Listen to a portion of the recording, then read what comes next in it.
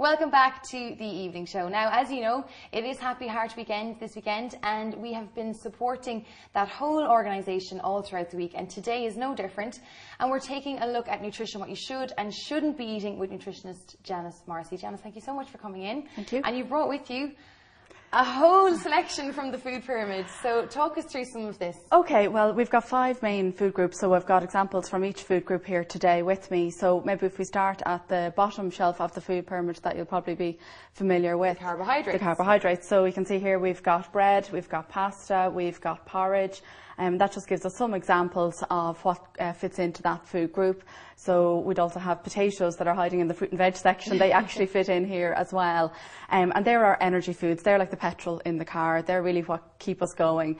And for good heart health, we'd recommend going for the high fibre option. So I've got some brown bread here today. Porridge is, of course, a great fibre source as well. And trying to maybe keep the skin on the potatoes. So trying to have baked potatoes sometimes as well. Oh, right. So the skin on the potatoes is actually really good. Yeah. It's nearly the best part of the potato. Yeah, a lot of the nutrients are just below the skin of the potato. So apart from the skin itself being high in fibre, a lot of the nutrients, the vitamins and minerals are hiding just below the skin. So if you peel the skin, oftentimes you're losing quite a lot of the nutrients as well. Right, okay, I didn't even know that. That's actually a really good tip, because I think everyone's guilty of just peeling potatoes. Yeah, it's habit. I suppose it's what we've done as a nation for so long. So it's a real tip to, I suppose, maximise how good potatoes actually are. And when you are going for your bread and your pasta, you should, if you can, go for more the whole wheat, whole meal. Well, there's a lot of different words used on food packaging. Most commonly, whole meal and whole grain are the words used for bread, and the difference there is that whole grain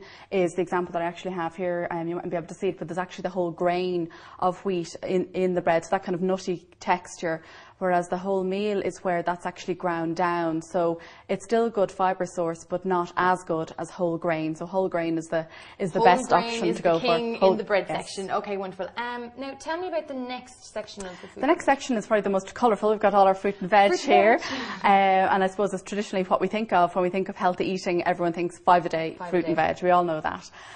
But I suppose what I wanted to do today was just remind people that it's not just about your fresh fruit and veg. We've got oranges, apples here as examples of fruit.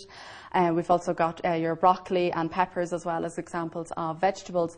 But also there's other options as well in this group. So for example, we've got some salad here as well. We've got some fresh fruit juice as well in front of the basket. So they're all ways of including fruit and veg. Also homemade vegetable soup, stewed fruit. They're all tinned fruit as well, are all good ways of including fruit and veg. So it's a case of mix and match. Mix and match. And one of the things that I've been doing lately, I've been trying to be good, is going for a smoothie in the morning, which is a great way of getting the fruit into you without really making it a big deal. Yes, yeah, and it's kind of like fruit juice. It's a great way of boosting your fruit or vegetable intake as well. I suppose the one kind of little caveat, if you like, is that even if you have 2 smoothies in a day, it still only counts for 1 of your 5 a day. Why is that? And that's because they are processed. Obviously, all the fruit are chopped up, and you do lose a lot of the fibre and some of the vitamins and minerals. They're a bit sensitive, so you do lose them during the processing. Are they actually good for you, or am I just completely deluding myself? No, I mean, they are good. They're great as a boost, but you still need your apple as well. Okay, so I thought I was being very clever. Well, I mean, they are good, but it's just a case of kind of watching it. And I suppose just keep an eye on. Some of them have a lot of kind of honey and sugar added in, so keep an eye on the label as well. Okay, good tip. Now, protein. Okay, well, here we have meat, fish, chicken, we've got some ham, egg and pudding. So we've kind of a mixed bag, and then towards the front we've got beans and nuts. So all of these are protein foods, and they are really the building blocks of the body. So they help us to grow, they help our bodies to repair ourselves if we're injured, and they also help our immune system. So if you're getting coughs and colds, oftentimes people think of the orange here, but in fact protein is a really important source for the immune system as well. I wouldn't have put protein in the immune system. No, a lot of people wouldn't think of it. And I suppose in relation to heart health, a lot of people are told, oh, you've high cholesterol, cut out meat, cut out eggs.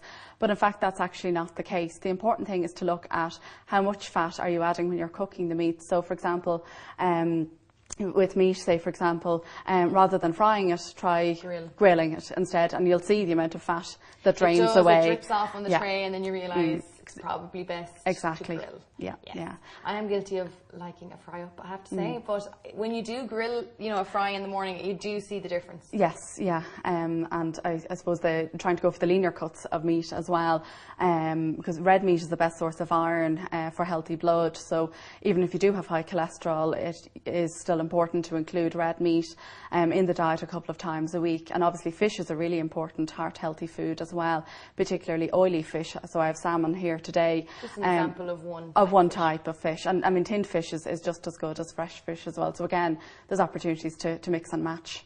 So moving on then to our dairy section. Yes, here we have milk, cheese and yoghurt. And again, in relation to cholesterol, it's recommended to choose the low-fat options here. They are really important for healthy bones. We all know bones need calcium.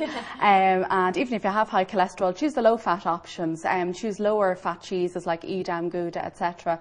And we know that for blood pressure, having 3 servings of low-fat dairy as part of a healthy diet can actually help to lower your blood pressure levels. Okay. So they're really important for heart health. Didn't know that. So dairy is good. Now, the last piece in the food pyramid, and I really need to ask you why you put it so close to me, is the bad things that you're not supposed to eat, and the smell of that popcorn is really driving me crazy. Okay, well then we have the top shelf of the food pyramid, and here there's quite a mix really here. So you've got things like your crisps, pastries, biscuits, cakes, and all also the things that as you took them out, I was like, ooh, yeah. We also have oils, butter, cream as well. So there's quite a mix up here, and generally it's foods that are high in fat, sugar, and or salt. And these foods are on the food pyramid, so it's not that they're bad. It's just that the higher up the food pyramid we go, the less of them we should be having. So most of the food we eat should be around the fruit and veg and the cereals and breads and pastas, and then smaller amounts the higher up we go of the food pyramid. So it's a case of just watching really kind of how much you eat and kind of moderation, but enjoying as well. Well, that's important. You know, it's important to say nothing is off limits. It's just in moderation and maybe one treat a day, and that's and just watching the portion sizes. Brilliant. Well, Janis, thank you so much. You've really, really told us so much about nutrition and the things that we should be eating. So it's important to make sure that we're keeping our heart healthy. Indeed. Thank you. Thanks a million. And unfortunately, that's all we have time for on today's programme. Remember, it is Happy Heart Weekend. I'm wearing one of the badges here. Oh, no, I'm not. Where did it go? Oh, no, here it is. Here it is. I'm wearing one of the badges. So if you want to get your hands on a badge, all you have to do is get it for €2, and you do know that the money is going to a really worthy cause. Now, David is back on Monday, but until then, we will say goodbye and have a lovely weekend. And remember, Happy Heart Weekend. Enjoy. See you soon.